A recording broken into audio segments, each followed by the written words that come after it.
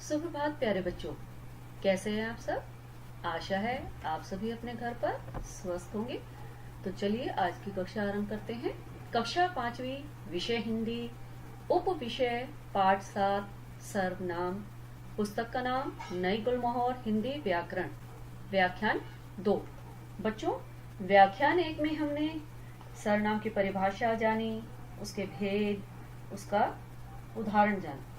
आज हम व्याख्यान 2 में इस पाठ को एक बार पुनः सार रूप में जानेंगे तथा इसका अभ्यास कार्य भी हल करेंगे और साथ ही आज का गृह कार्य भी जानेंगे। तो चलिए शुरू करते हैं हम। सबसे पहला है कि सर्वनाम। सर्वनाम किसे कहते हैं? सर्व का अर्थ है सब का और नाम का अर्थ है नाम, यानी कि सबका नाम। सबके नाम होते हैं तो वो किस में आते हैं? संज्ञा में।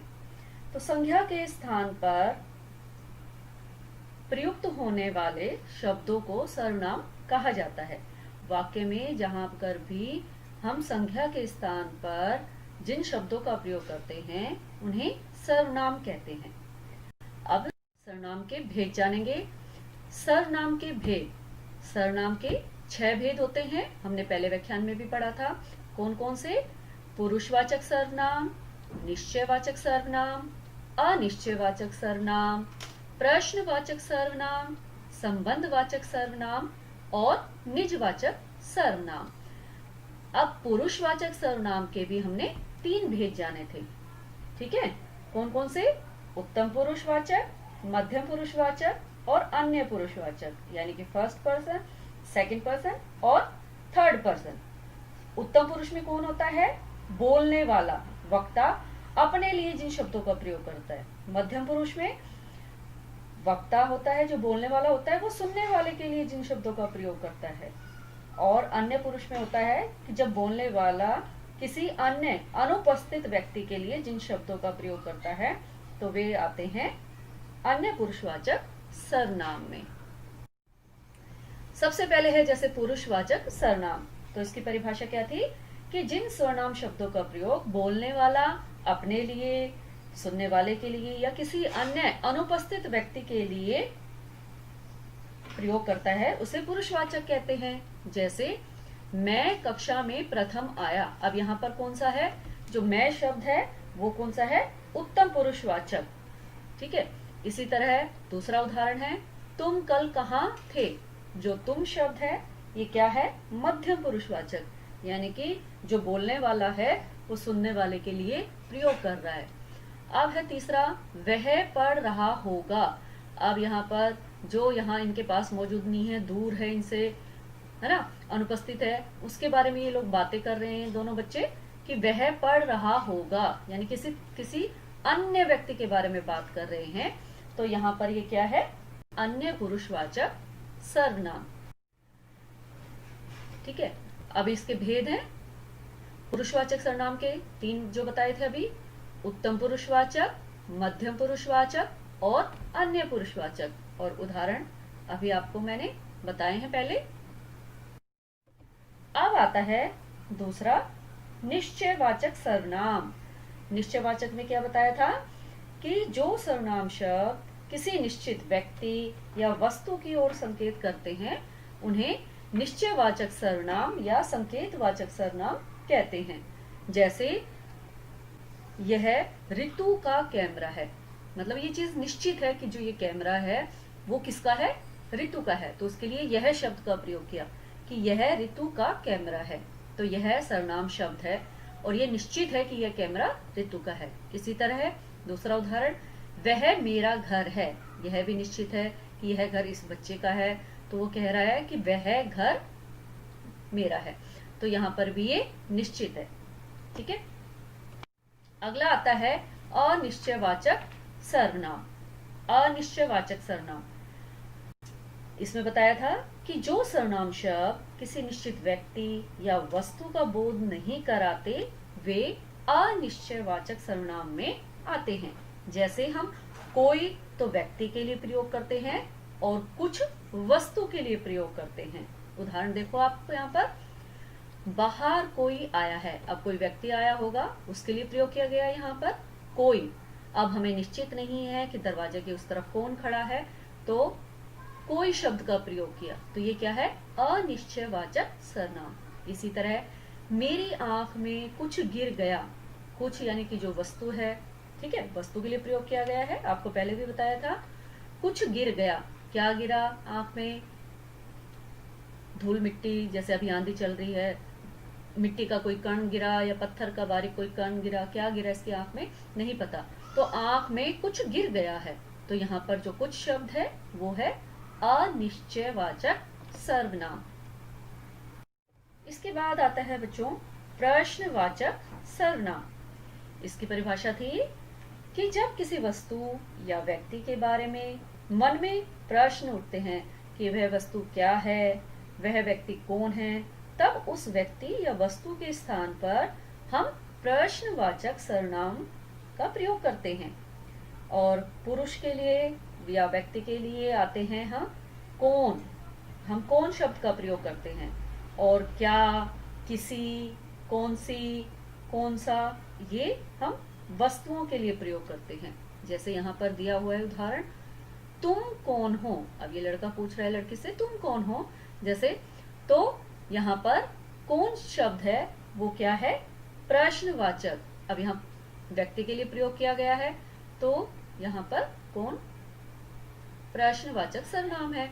इसी तरह तुम किससे मिलना चाहती हो, यहाँ पर भी किससे, किसी से मिलना है इस बच्चे को, तो तुम किससे मिलना चाहती हो, यहाँ पर भी व्यक्ति के लिए ही प्रयोग किया गया है, तो यहाँ पर किस से प्रश्नवाचक सर्वनाम है। अगला आता है संबंधवाचक सर्वनाम। संबंधवाचक सर्वनाम में क्या बताया था कि जहां पर भी जो सर्वनाम शब्द वाक्य में प्रयुक्त दूसरे संज्ञा या सर्वनाम शब्दों से संबंध बताने के लिए प्रयोग किए जाते हैं, वे संबंधवाचक सर्वनाम कहलाते हैं। जैसे पहला उदाहरण है, जहां मेट्रो स्टेशन है वहां मेरा घर है, यानी कि मेट्रो स्टेशन के पास ये घर दिखाई दे रहा है आपको, तो जहां और वहां ये भी क्या है, संबंध बता रहे हैं आपस में। मेट्रो स्टेशन का और घर का आपस में संबंध बताया इन दो शब्दों ने, जहां और वहां।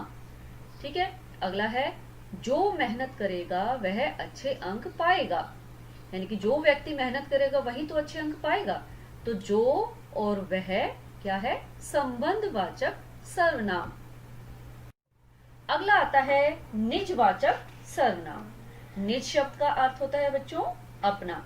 जो सर्वनाम शब्द वक्ता द्वारा यानी कि बोलने वाले के द्वारा कर्ता के लिए, कर्ता होता है काम को करने वाला, उसके लिए प्रयोग किया जाता है, तो वे निजवाचक सर्वनाम कहलाते हैं। या स्वयं वक्ता अपने लिए प्रयोग करता है, जैसे उदाहरण पहला है, आज से मैं अपना काम खुद करूंगा, तो यहाँ पर जो खुद शब्द है वो क्या है, निजवाचक सर्वनाम। हाँ नोबिता, तुम्हें अपना काम स्वयं ही करना चाहिए। अब यहाँ पर जो स्वयं शब्द है वो भी क्या है, निजवाचक सर्वनाम। तो इसमें कुछ गिने चुने ही शब्द आते हैं, जैसे खुद आ गया, अपने आप आ गया, स्वयं आ गया। ठीक है, तो ये किस में आते हैं, निजवाचक सर्वनाम शब्द में आते हैं। तो अब आपको याद रखना है कि सर्वनाम किसे कहते हैं, सर्वनाम के कितने भेद होते हैं, तथा उन भेद की क्या परिभाषा है और उनके क्या उदाहरण हैं और उनकी पहचान कैसे करनी है आपको। चलिए बच्चों, अब हम इस पाठ का अभ्यास कार्य एक एक प्रश्न करके हल करते हैं, और आपको ध्यान से हर एक प्रश्न को समझना है कि किस प्रश्न में क्या पूछा गया है, तथा पेंसिल की सहायता से आपको इस अभ्यास कार्य को हल करना है अपनी पुस्तक में। तो सबसे पहला प्रश्न है, रिक्त स्थानों में उचित सर्वनाम भरिए। ये सर्वनाम दिए गए हैं, वे, उन्होंने, तुम, हम, कौन, और इनको हमें नीचे भरना है, जैसे मैंने यहाँ पर भर दिया आप लोगों के लिए। तो जब आप वाक्य पढ़ोगे तब आपको अपने आप पता चल जाएगा कि इसमें क्या भरना चाहिए। तो पहला है, अपना सारा काम कर लिया, तो हम क्या लिखेंगे, वे सही नहीं है, तुम, हम, कौन सही नहीं है, तो हमने क्या भरा, उन्होंने। उन्होंने अपना सारा काम कर लिया। दूसरा है ख, आज खेलने क्यों नहीं आए। आज खेलने क्यों नहीं आए, तो आज वे खेलने क्यों नहीं आए, तो हमने यहाँ पर वे लिखा। तीसरा है बाहर कौन खड़ा है, यहाँ पर प्रश्नवाचक है, बाहर कौन खड़ा है, तो हमने यहाँ से कौन को यहाँ पर भर दिया है। अगला है घूमने जा रहे हैं, तो यहाँ क्या आएगा, हम घूमने जा रहे हैं। अगला है आज तुम कमरे की सफाई करोगे। आज तुम कमरे की सफाई करोगे, तो यहाँ पर हमने तुम भरा। तो देखा आपने, हमने पहले खालिस्तान में उन्होंने, दूसरे में वे, तीसरे में कौन, चौथे में हम और पांचवे में तुम सर्वनाम शब्द लिखे हैं। तो इस प्रकार आपको भी ऐसे ही लिखना है। प्रश्न नंबर 2 है बच्चों, रेखांकित, जिसको हम अंडरलाइन बोलते हैं, रेखांकित सर्वनाम शब्दों के भेद लिखिए। अब यहाँ पर ये वाक्य दिए गए हैं, इसमें रेखांकित किए गए हैं सर्वनाम और उसके सामने आपने उनके भेद लिखने हैं, जैसे मैंने यहाँ पर लिख दिए गए हैं। ठीक है, सबसे पहला वाक्य पढ़ते हैं हम, मैं आगरा जाऊंगा। तो यहाँ पर जो मैं शब्द है वो सर्वनाम है। अभी आपको बताना है कि कौन सा सर्वनाम है। ये है उत्तम पुरुषवाचक सर्वनाम। क्या है? उत्तम पुरुषवाचक सर्वनाम, जिसे बोलने वाला अपने लिए प्रयोग कर रहा है। ठीक है, अगला है ख, बाहर कोई खड़ा है। अब कौन खड़ा है यह हमें नहीं पता है, तो ये क्या है, जो कोई शब्द है वो अनिश्चयवाचक है। ग, दरवाजा कौन खटखटा रहा है। अब दरवाजे पर कोई है बाहर, वो खटखटा रहा है दरवाजे को, तो ये नहीं पता कौन खटखटा रहा है, तो क्या आएगा, कौन है तो प्रश्नवाचक। घ है जो पढ़ रहा है वह मेरा भाई है। अब यहाँ पर जो और वह को रेखांकित किया गया है, तो इन दोनों का आपस में संबंध बताया गया है कि जो पढ़ रहा है वह मेरा भाई है, तो यहाँ पर आएगा संबंधवाचक। अगला है इनको, यानी कि किनको, फलों की ओर इशारा करते हुए, फलों की ओर इशारा करते हुए मेज पर रख दो। इनको मेज पर रख दो, किनको रखना है, फलों को रखना है, तो यह निश्चयवाचक सर्वनाम है। निश्चित किया गया है कि फल को ही मेज पर रखने के लिए कहा गया है। प्रश्न नंबर 3 बच्चों, प्रश्न नंबर 3 है कोष्टक, यानी कि जो ये ब्रैकेट में शब्द दिए गए हैं, कोष्टक में दिए गए निर्देशों के अनुसार रिक्त स्थानों की पूर्ति कीजिए। यानी कि जो एक खालिस्तान दिए गए थे जिनको मैंने भर दिया है, आपको इसमें निर्देश दिए गए हैं कि पहला निजवाचक भरना है, फिर संबंधवाचक भरना है, फिर अनिश्चयवाचक भरना है। तो इनके अनुसार आपको ये खालिस्तान भरने थे। जैसे पहला मैंने भरा हुआ है, मैं अपना काम करना चाहती हूँ। अब इसमें निजवाचक सर्वनाम में से शब्द भरना है, तो क्या आएगा, स्वयं। मैं स्वयं अपना काम करना चाहती हूँ। अगला है यह वही लड़का है, झूठ बोला था। अब क्या आना चाहिए, आपस में यहाँ पर देखो अब संबंध बताया जा रहा है, इसमें बोला गया कि आपको संबंधवाचक सर्वनाम का कोई शब्द भरना है, तो आप क्या भरोगे, जिसने। यह वही लड़का है जिसने झूठ बोला था, है ना। तो यहाँ पर लड़के का और उसके झूठ बोलने का आपस में संबंध बताया गया है। अगला है बाहर कोई दरवाजा खटखटा रहा है। क्या है, बाहर कोई दरवाजा खटखटा रहा है। यहाँ पर अनिश्चयवाचक सर्वनाम भरना है, तो यहाँ पर कोई मैंने लिख दिया है, यहाँ पर कोई क्योंकि व्यक्ति के लिए आया है यहाँ पर, तो अनिश्चयवाचक सर्वनाम भरना था, जिसका ये मैंने कोई शब्द यहाँ पर लिख दिया है। अगला है कहाँ रहते हो। आप क्या आएगा, आप तुम तो नहीं लिख सकते, है ना, तू तुम हम नहीं लिख सकते ना, तो हम क्या लिखेंगे, आप, क्योंकि यहाँ पर आप आएगा। आप कहाँ रहते हो, किसी से प्रश्न पूछा जा रहा है, तो यहाँ पर आप आएगा।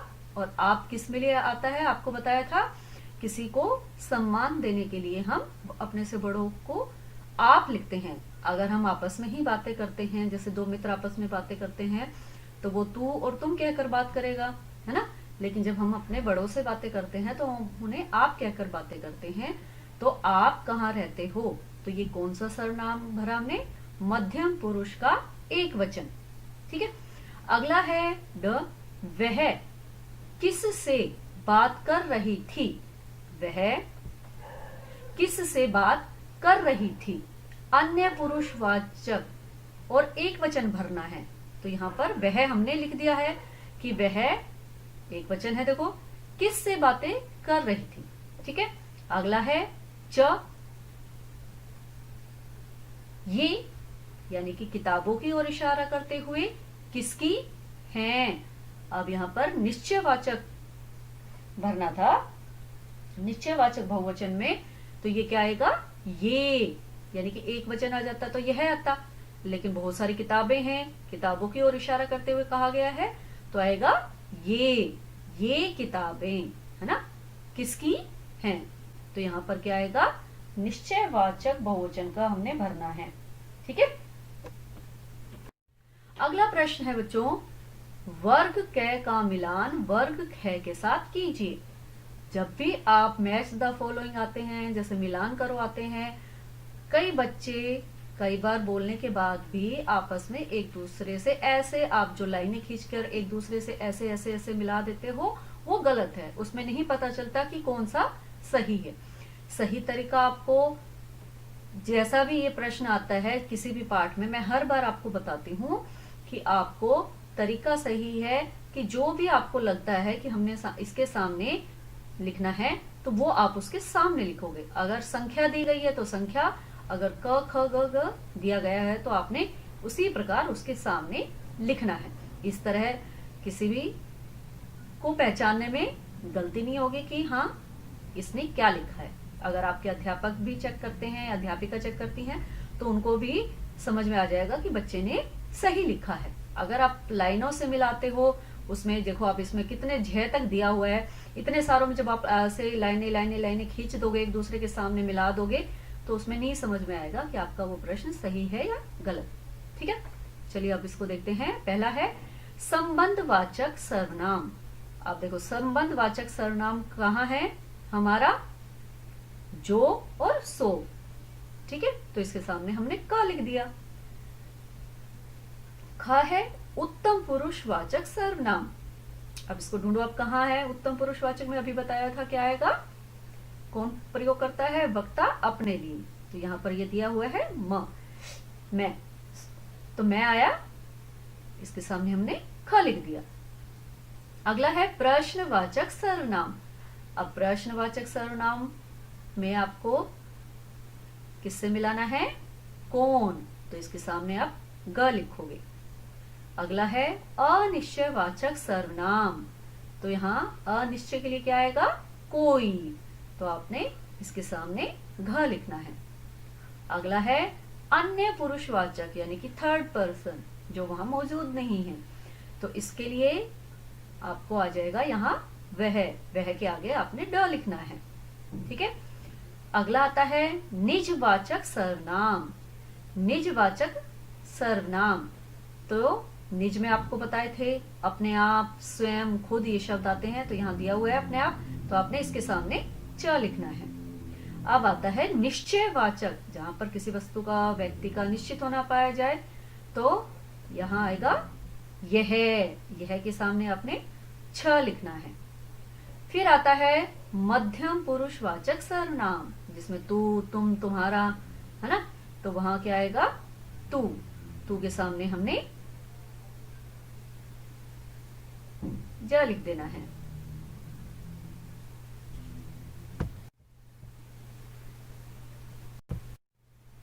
बच्चों अब आपका कुछ करके सीखिए में दिया गया है, एक गद्यांश दिया गया है, तो नीचे दिए गए गद्यांश में आए सर्वनाम शब्दों को रेखांकित कीजिए। उनके नीचे रेखा खींचनी है, लाइन खींचनी है। तो मैं एक बार ये पढ़ती जाती हूँ और आपको बताती जाती हूँ। जैसे पहला है, लाइन दे रखी है इसमें, हमारे घर में एक कुत्ता है। अब आपने सर्वनाम के भेद, उसकी परिभाषाएं सब जान ली हैं, तो आप बता सकते हो। तो इसमें सर्वनाम शब्द कौन सा इस पंक्ति में? हमारे। ठीक है, अगला है उसका नाम ब्रूनो है, तो यहाँ क्या आएगा? उसका। वह घर की रखवाली करता है, इसमें क्या आएगा?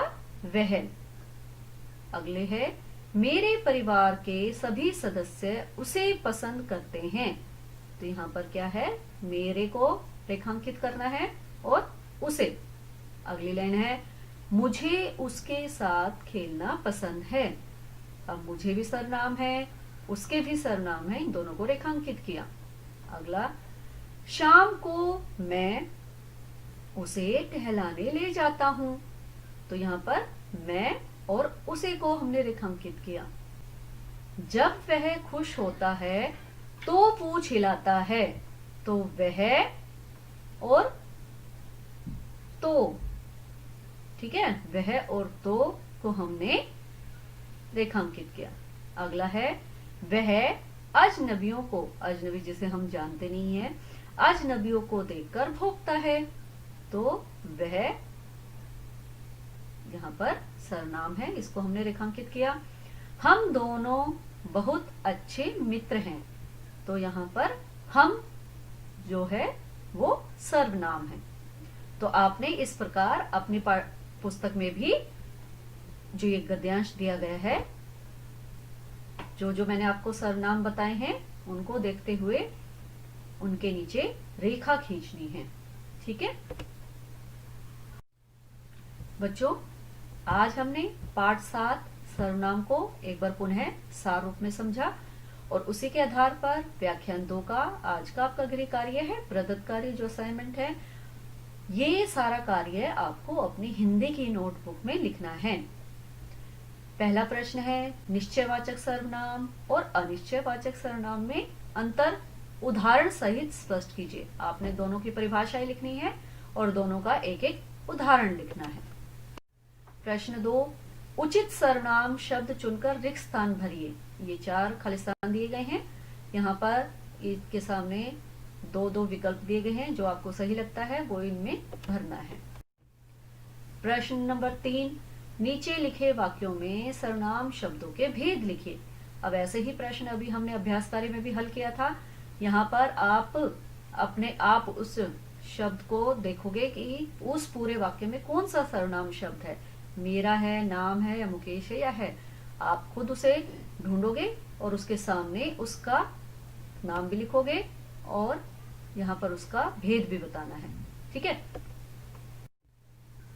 प्रश्न नंबर 4, निम्नलिखित वाक्यों को शुद्ध करके लिखिए। अब यहाँ पर सर्वनाम संबंधी अशुद्धि है, यानी कि सर्वनाम शब्द की गलती मिलेगी आपको, जिसको आपने सही करके लिखना है। तो इन चारों वाक्यों को आपको इनके सामने सही करके लिखना है। प्रश्न नंबर 5 है नीचे दिए गए सर्वनाम शब्दों से वाक्य बनाइए। अब यहाँ पर आपको 4 सर्वनाम शब्द दिए गए हैं, जिनसे आपको अपनी पुस्तक से अलग अपने आप सोचकर कोई और 4 वाक्य बनाकर यहाँ लिखने हैं इनके सामने। ठीक है, तो ये सारा जो कार्य है आपका प्रदत्त कार्य, ये आपको अपनी हिंदी की नोटबुक में करना है। ठीक है बच्चों, अब हम जानेंगे कि इस पाठ का जो व्याख्यान 1 था उसमें जो हमें गृह कार्य दिया गया था कि क्या वो गृह कार्य हमारा सही था। अगर नहीं तो एक बार उसकी जांच करते हैं। पहला प्रश्न, निम्नलिखित प्रश्नों के उत्तर दीजिए। प्रश्न क, सर्वनाम की परिभाषा दीजिए तथा इसके भेदों के नाम भी बताइए। तो सर्वनाम की परिभाषा हमने लिखी है यहाँ पर, वाक्य में संज्ञा के स्थान पर प्रयुक्त यानी कि प्रयोग होने वाले शब्दों को सर्वनाम कहा जाता है।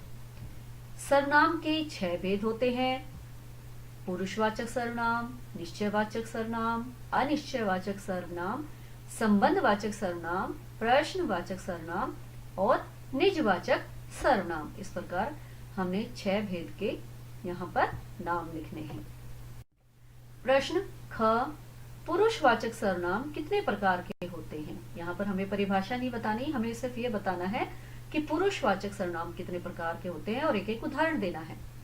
तो पहला है, क्या लिखेंगे हम पहले उत्तर में, पुरुषवाचक सर्वनाम 3 प्रकार के होते हैं। पहला है उत्तम पुरुषवाचक, जैसे मैं, कल विद्यालय जाऊंगी। ख मध्यम पुरुषवाचक, तो क्या लिखना है? जैसे तुम जल्दी तैयार हो जाओ। ग अन्य पुरुषवाचक में जैसे उसने मुझे कल बुलाया था। ठीक है, उसने मुझे कल बुलाया था। तो इस प्रकार आपने ये लिखना था। अब आता है प्रश्न ग। संबंधवाचक सर्वनाम के क्या कार्य हैं? क्या कार्य करता है संबंधवाचक सर्वनाम?